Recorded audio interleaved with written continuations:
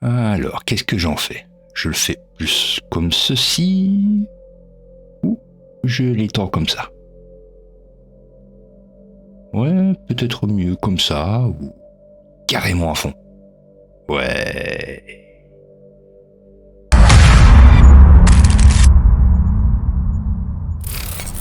Hello tout le monde, et oui, nous y voilà. C'est déjà le tout dernier épisode de l'année 2025. Et avec lui, différentes techniques d'ajouter des ombres sur vos éléments et vos textes. Et d'ailleurs, commençons par le plus simple, les éléments. Comme ici, sur un solid color, j'ai déposé un JPEG et un PNG.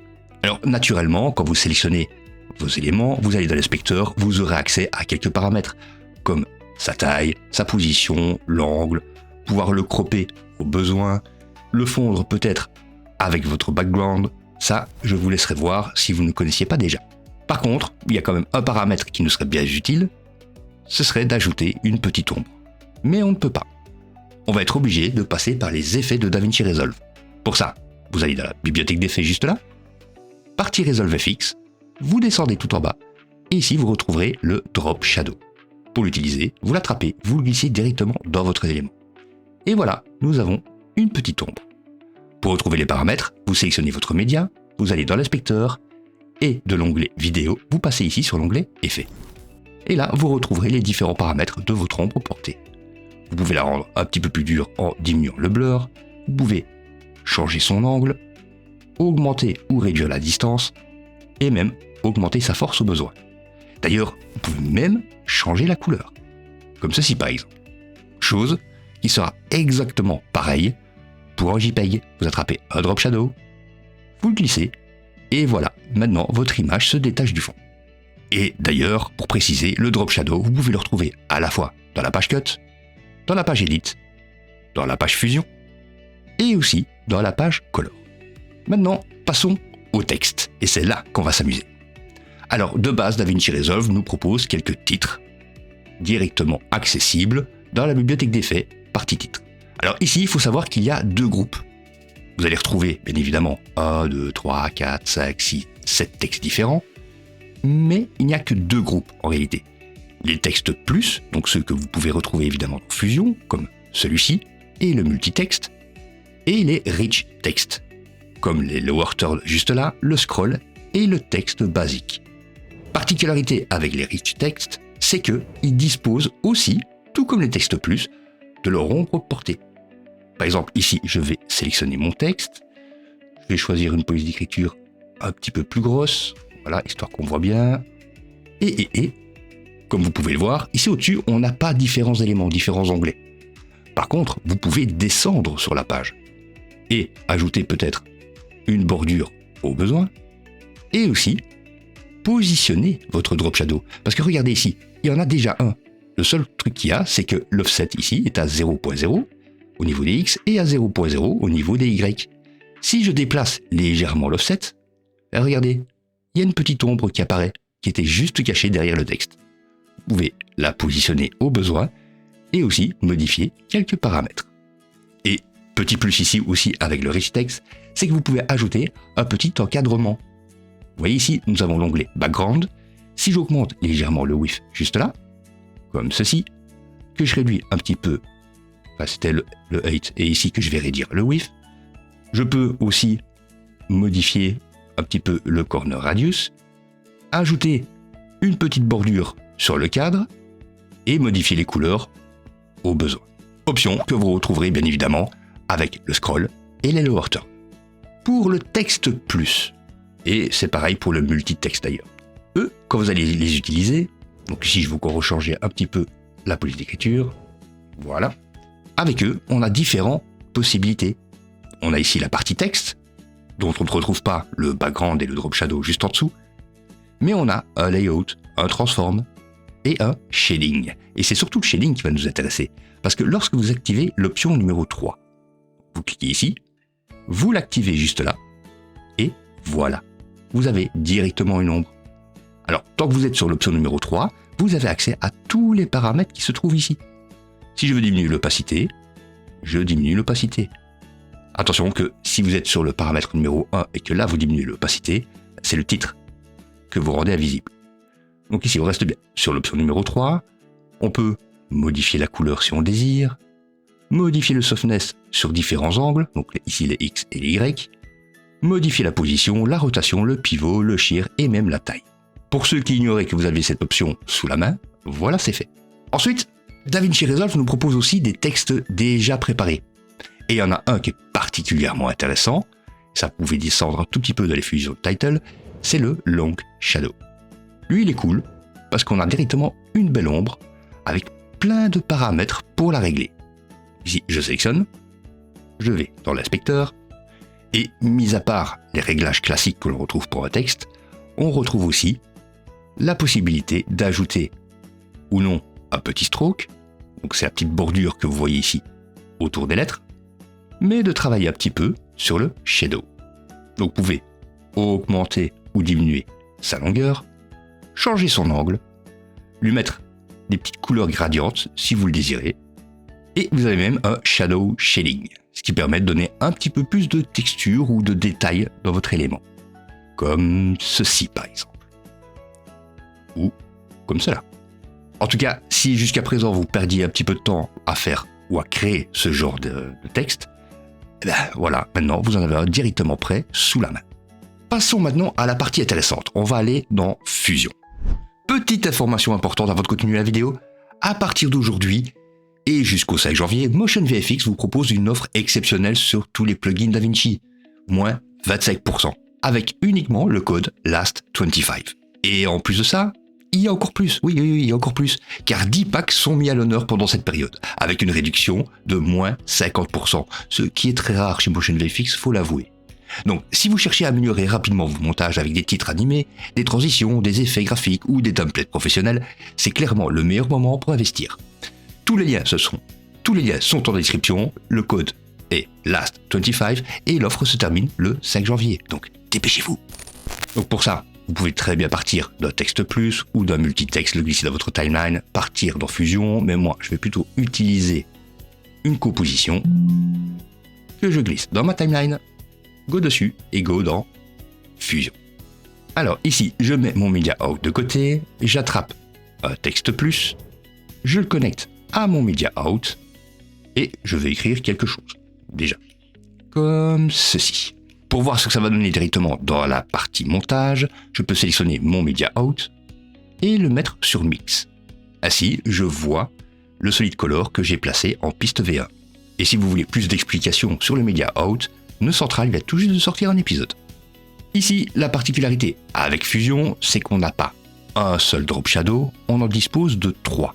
En tout cas, moi j'en ai 3, je ne sais pas si vous n'en aurez que 2 ou 3, mais en tout cas, voilà, moi quand je tape CTRL barre espace et que j'écris Shadow, je me retrouve avec le drop shadow de tout à l'heure, mais aussi un shadow, et en plus de ça, un real shadow. Donc n'hésitez pas à me dire dans les commentaires si vous l'avez ou non, parce que je ne sais pas si je l'ai attrapé via Reactor ou quoi. Donc, le drop shadow, pareil que dans l'autre page, vous pouvez le connecter à votre texte, et vous aurez exactement les mêmes paramètres. Concernant le shadow maintenant, lui, on voit qu'il dispose d'onglets en plus, comme une entrée in. Donc lui, on peut le connecter à notre texte, et directement, il ne se passe rien. Alors on voit qu'on avait un petit offset juste là. Si vous le déplacez, là, vous déplacez l'ombre que vous venez d'ajouter. Ou, si vous le désirez, vous passez par le Shadow Offset juste là dans l'inspecteur. Ici, nous disposons d'un petit peu plus de paramètres qu'avec le Drop Shadow. On a toujours le softness au besoin, la possibilité de modifier la couleur, mais aussi, on peut modifier la position de l'éclairage, ce qui nous permet de jouer un petit peu, en fait, sur notre ombre, et donc ici, notre paramètre d'éclairage, il se trouve juste là. Donc ici, on pourrait changer un petit peu la distance, et regardez un peu comment ça fonctionne. Et bien évidemment, maintenant vous savez qu'il est là, je vous laisserai jouer un petit peu avec. Passons au dernier qui est disponible de la bibliothèque, le Real Shadow. Pareil que pour les deux autres, je vais le connecter à mon texte plus, et là on voit qu'il est un tout petit peu différent celui-ci. Parce qu'en fait, ce sont des traînées d'ombre. Vous voyez ?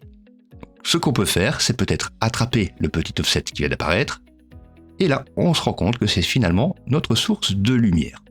En le sélectionnant et en allant dans l'inspecteur, on retrouvera bien évidemment tous ces paramètres. Et on dirait qu'il y en a un petit peu plus que dans le shadow. Parce que ici, en plus du real shadow, on a aussi la possibilité de le mettre en long shadow. Et de faire comme avec le texte prédéfini que l'on retrouvait dans la page edit. Toujours la même chose, on peut jouer un petit peu sur l'opacité, on a des paramètres gamma ou threshold au besoin, on peut changer la couleur, modifier la distance de la lumière, mais ici avec le long shadow ça n'aura pas d'impact, et on peut aussi modifier la couleur. Et là, vous créez l'effet que vous désirez. Ce qui est juste dommage, c'est le fait de ne pas pouvoir ajouter un gradient juste dans le shadow, juste là. Mais bon, ça, on va le faire juste après. Et si on se remet sur le Real Shadow, est-ce que là on pourrait? Non plus. Alors passons par une petite technique, qui n'est pas la meilleure, je vous le dis déjà à l'avance. Ce qu'on va faire, c'est qu'on va faire une copie de notre texte, ici, copier. Un peu plus loin, on fait un coller. Et à ce texte, on va lui ajouter un duplicate. CTRL barre espace, vous ajoutez le nœud, et vous le raccordez à votre composition en les mergeant ensemble. Alors, pour l'instant, aucun effet, mais ce que je vais faire, c'est que je vais sélectionner la copie de mon texte, je vais le passer en couleur noire.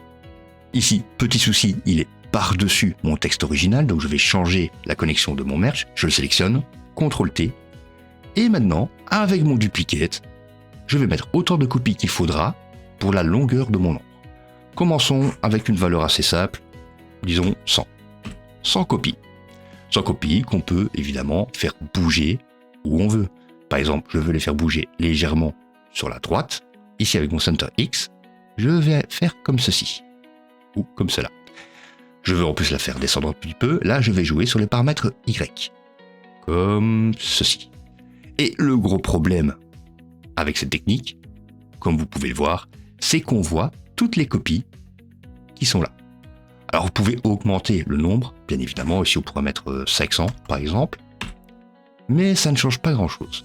Bon, attendez un petit peu, non, ça ne change pas grand chose. On pourrait ajouter un petit flou, un petit blur, et essayer de fondre un petit peu tout ça. Mais le problème, c'est que ça va commencer à rogner un petit peu sur les lettres. Donc on va peut-être essayer de travailler avec un autre nœud que le duplicate.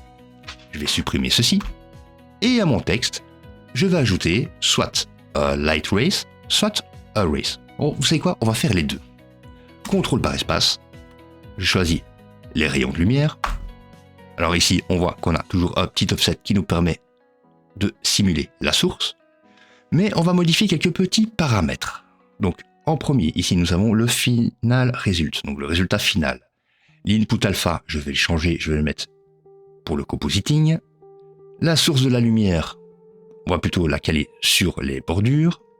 Le threshold, je peux le monter un petit peu, ça fera de mal à personne. La position des rayons, ici, on va partir d'un angle, c'est plus simple. Comme ça, un seul curseur qui nous permet de tourner où on veut. Le shimmer, on n'en a pas besoin. L'apparence, on peut le laisser en défaut. Ici, la longueur, c'est tout simplement la longueur de notre rayon. La douceur, on peut la mettre à 0. Augmenter peut-être le brightness. Allez, mettons-le à fond. Et donnons-lui une petite couleur. Comme ceci. Il nous reste un petit truc à faire. Et ça, on va le retrouver dans les contrôles avancés. Le mode de composition, on peut laisser soit comme ceci. Soit vous pouvez le mettre sur Color Burn. Histoire d'avoir une ombre noire. Mais à ce moment-là, il faudra peut-être diminuer un petit peu le brightness. Ou vous laissez sur normal, histoire d'avoir un truc assez joli. D'ailleurs ici, il est par-dessus notre truc. On pourrait peut-être voir si on pourrait, voilà, le mettre par-dessous. Et donc ici, vous augmentez la longueur si vous désirez, vous changez la couleur. En gros, vous avez plein de petits paramètres pour pouvoir jouer avec ou créer ce que vous désirez. Essayons maintenant avec le Race. Je sélectionne mon texte, CTRL barre espace, RAYS. Je choisis les rayons et non pas le Light Race comme juste avant. Et ici, avec le Race, on a directement la possibilité de modifier notre source. Donc ici, je pourrais peut-être baisser comme ceci. Et disons qu'on fait pareil que pour les autres, on va le mettre comme ça. Le decay, vous pouvez diminuer un petit peu au besoin. L'exposition, vous pouvez l'augmenter si vous désirez. Ici, vous avez le paramètre sur la longueur, on va dire que c'est plutôt un paramètre de puissance. Et si vous désirez, vous pouvez même enlever le merge over, histoire que ça se fonde littéralement avec votre texte. Mais bon, là ici, on ne voit plus rien, et c'est bien dommage. Par contre, si on va dans les paramètres settings, là, on peut peut-être désactiver le process alpha, ou commencer à jouer sur les couleurs. Mais c'est vraiment pas le meilleur pour ajouter une ombre. Allez, on le supprime. Alors ici, ce que je vous propose, c'est peut-être de le créer vous-même, et non pas d'utiliser un nœud quelconque et de le modifier pour obtenir un effet qui soit dégueulasse au final. Alors ce qu'on va faire, c'est qu'on va le créer en modifiant quelques nœuds et en créant un masque. Alors, ici, première chose que je vais utiliser, un directional blur. Je vais relier mon texte à l'onglet jaune, je le mets en visuel, et je vais pousser la longueur à fond, comme ceci. Faites bien attention de rester dans le type ici en linéaire, parce que nous aurons notre texte qui sera dans cette zone-ci, et notre shadow qui sera étendu par là. Si vous changez et que vous mettez par exemple en radial, vous voyez bien ce que ça va donner à la fin. On aura notre texte au milieu et notre ombre tout autour. Si vous le mettez par exemple sur centered, il sera toujours au milieu, et là votre ombre, elle sera uniquement sur les côtés. Donc linéaire c'est bien parce qu'on garde notre texte au premier plan, et notre ombre juste derrière, pour laquelle on pourra choisir de l'angle juste après. Et d'ailleurs, si vous voulez monter un petit peu la longueur de cette ombre, ici le length à 0,1, on est à fond, mais non, en réalité, non. On pourrait carrément le passer à 1. Et disons que on a presque fini. Il nous reste 2-3 petits trucs à faire. Et je vous l'ai dit juste avant, on va utiliser un masque. Donc ici, ce qu'on pourrait ajouter, ce serait par exemple un bitmap. C'est pas la meilleure des solutions, mais ça peut quand même faire l'affaire. Donc ici, je vais le connecter, je vais mettre mon bitmap en visuel, le black est sélectionné, le white est sélectionné, je suis bien en mode alpha, mais je peux me passer en mode luminance ou hue au besoin, non, on va rester sur le mode alpha, et je vais diminuer la partie ici au niveau du threshold, pour voir correctement la forme de mes lettres. Une fois que c'est fait, je vais donner une petite couleur à cette ombre. Pour lui donner une couleur, je vais utiliser un background. Je vais connecter la sortie de mon bitmap. Ce background, grâce à lui, on a quand même une possibilité. C'est que maintenant, on peut utiliser un gradient.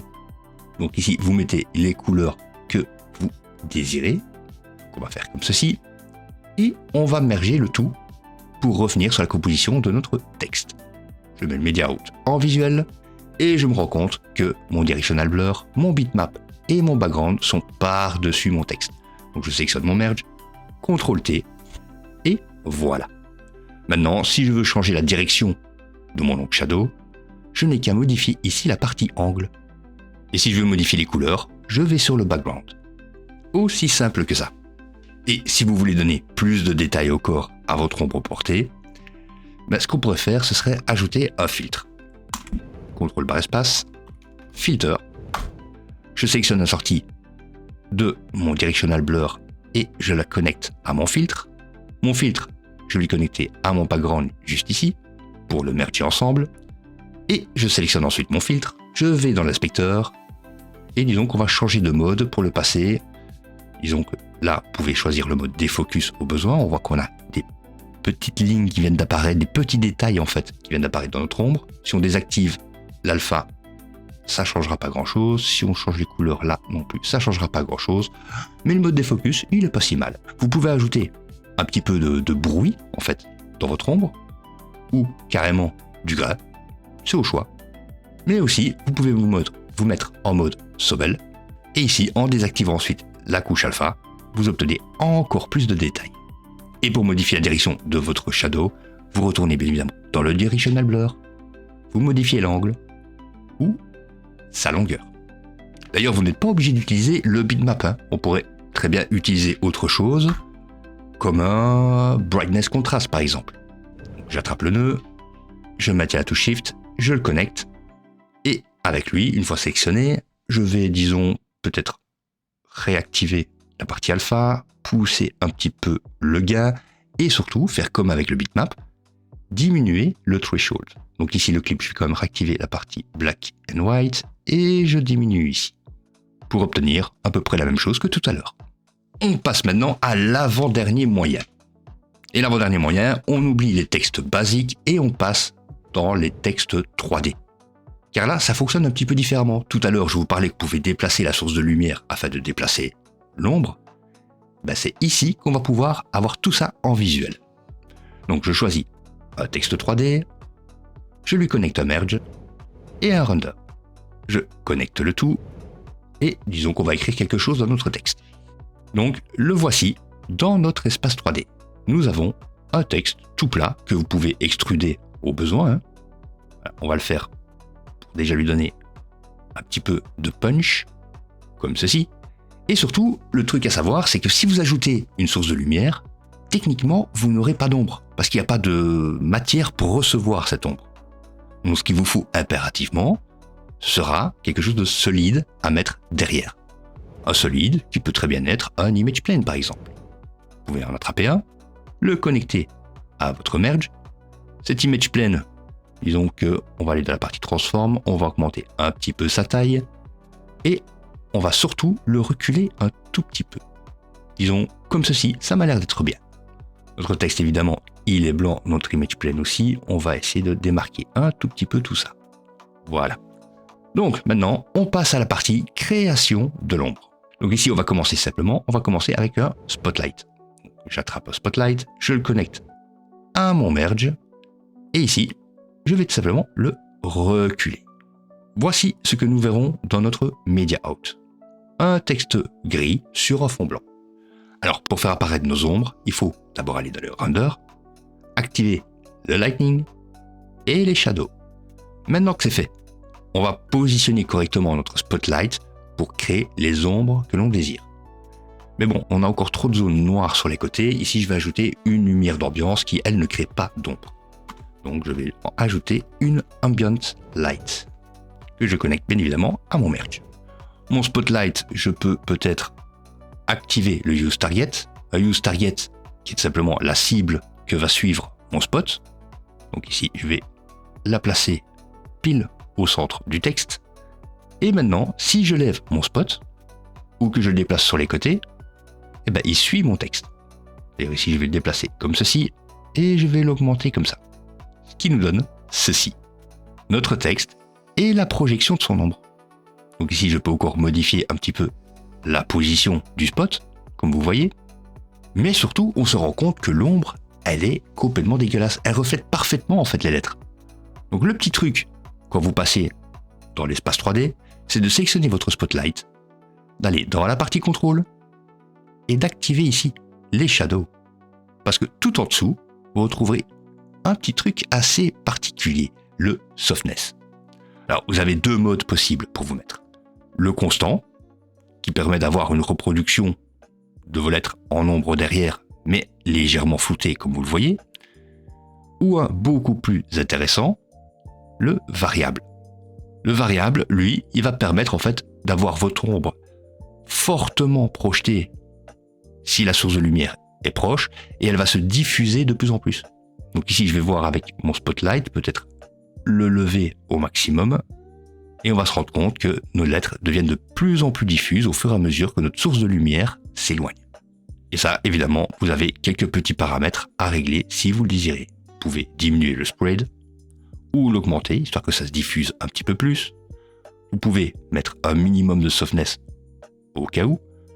Et vous avez même un filter size, ce qui permet d'avoir quelque chose d'assez cool. Évidemment, il reste une toute dernière technique, mais celle-là, elle est bien trop longue pour que je vous l'explique maintenant. Donc je vous mets le lien en description, et là, c'est encore pareil. C'est une ombre portée d'un texte, mais cette fois-ci avec un caméra tracker. Et voilà, c'est déjà fini. Donc merci de m'avoir suivi, n'hésitez surtout pas à laisser un petit pouce vers le haut, à vous abonner si ce n'était toujours pas fait, à laisser des commentaires pour phagocyter l'algorithme de YouTube. Et surtout, portez-vous bien et bonne année!